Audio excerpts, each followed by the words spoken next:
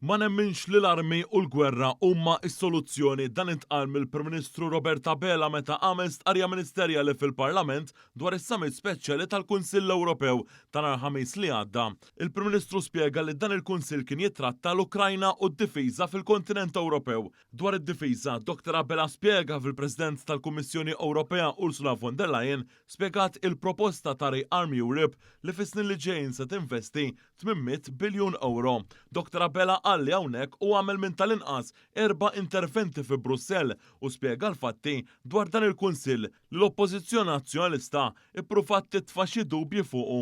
Id-deċiżjoni ta' pajjiżna kienet vot favur illi pajjiżna iżomm man-newtralità tiegħu mal-prinċipji dwar il-paċi li ma ninvestux u ma nisselfux biex jinxtraw armi u munizzjon. Dik hija deċiżjoni ċara illi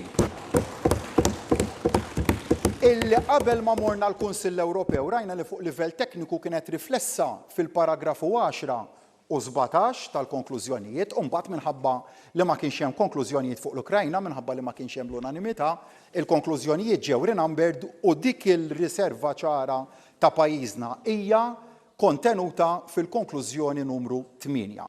Paragrafu numru 8 jagħmilha ċara li Malta hija eskluża minn dan il-pjan li għadu qed jiġi diskuss.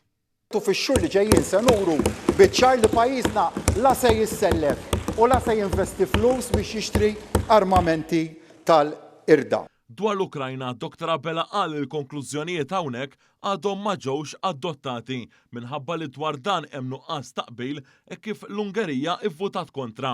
Il-Prim Ministru qal li Malta għenet lill-Ukrajna iżda ma tat l-ebda armi jew munizzjon, tenna li Malta temmen fil-paċi u dan għandu jintlaħaq permezz tad-diplomazija u dialogu. Li aħna nibqgħu iggwidati mis-sewwa u dak li hu ħażin aħna se nibqgħu nikkundannaw u ngħidu li huwa ħażin bl-akbar qawwa u mingħajr ebda riservi, però żgur li mhu ħanħallu lil ħadd ixekkel jew jfixkel il-prinċipji li aħna nemmnu fihom, mhux se nabdikaw mir-responsabbiltà li għandna lejn il-komunità internazzjonali u se nibqgħu sodi fil-ħidma għall paċi u d-dialogu. Intqal li preżenti għal dan is-summit kien hemm il-President Ukren Volodymyr Zelensky li tenna li bħalissa fl-Ukrajna qed jitilfu ħajjithom 40 persuna kuljum.